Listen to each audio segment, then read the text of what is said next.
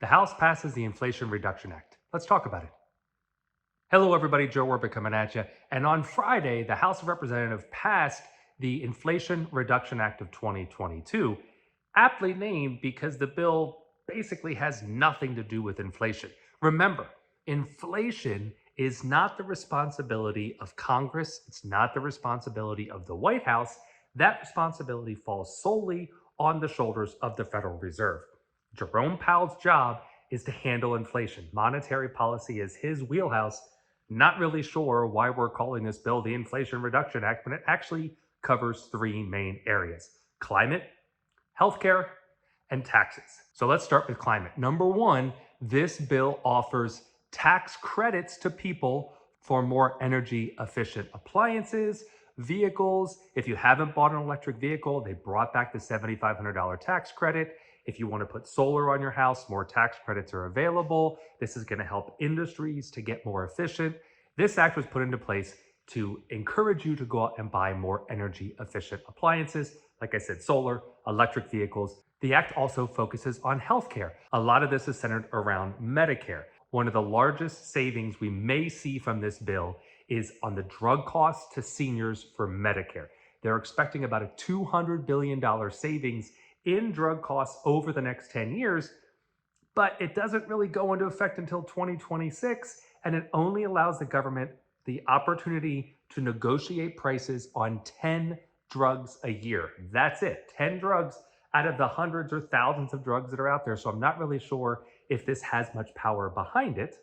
The other big change in this act is it caps the cost of insulin to $35 a month, but only for seniors on Medicare. This did not get passed for everybody who's buying insulin out there. At least it lowered the cost of insulin for diabetic seniors. It also put a cap as of 2025 to $2,000 a year for prescription drug costs for seniors on Medicare. So there's a lot of meat in this act for seniors on Medicare. And the third area this bill focuses on taxes, not taxes for the individuals, but taxes for corporations. And this focuses on very, very large corporations, businesses that have revenue above $1 billion. One of the first things it says, if you're a publicly traded business who has revenue above $1 billion, you will have to pay a minimum 15% tax on the revenue that you report to your shareholders. There's a lot of companies out there, Amazon, for instance, that makes billions of dollars a year and pays zero income tax. This act is going to force companies like that to pay something, 15% on the revenue they report to their shareholders. This is expected to bring in about $313 billion. On top of that, if you are a publicly traded company and you're buying your stock back, and this is something companies do to help increase the value of their shares, because if there's less shares available, the price goes up. If you do that, you will be forced to pay a 1% excise tax on the amount of shares that you buy back. Now, experts are saying that this cost is just going to be passed along to the shareholder. I don't know about that. I just like the idea of taxing these large corporations just a little bit more. We're not taxing them so that they go out of business. This isn't a 30 or a 40% tax. We're talking about a 1% tax on stock buybacks and just a minimum 15% tax for billion-dollar companies that report earnings but pay no taxes currently. There's also an area in the bill that gives $80 billion to the IRS to hire more people, more technology. They're hoping to catch people out there who aren't paying their taxes. They expect this $80 billion to bring in over $200 billion in taxes that the IRS is currently missing out on. But like I said, this has nothing to do with inflation. Everything I talked about there is not going to lower inflation. Inflation is based on two simple areas: the supply of money and the velocity of money. And what I mean by that is, if we suddenly increase the supply of money, that means people have access to more money, and at the same time, the velocity of money goes up. Velocity of money means people are spending more, banks are lending more. If both of those increase, guess what? You have inflation. And what happened in 2021? The government created over 40% of all the money that was created between 2020 and 2021. And in 2021, people went crazy buying things because they couldn't buy them for so long because of COVID. So you saw increased supply, you saw increased velocity.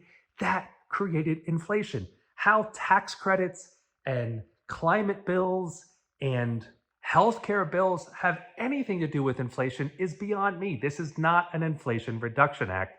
This is simply a climate, healthcare, and tax act.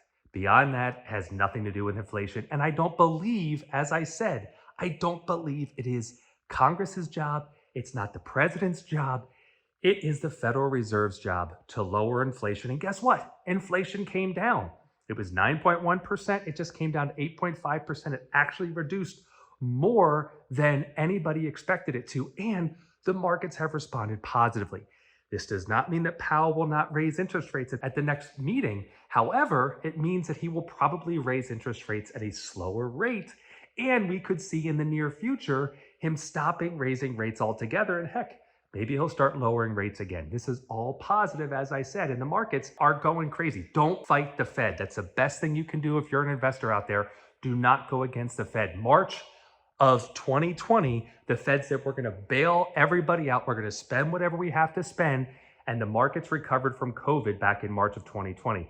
Then we saw this year, June 15th, the Fed said we're going to raise interest rates 0.75%. We're going to keep doing this until inflation comes down.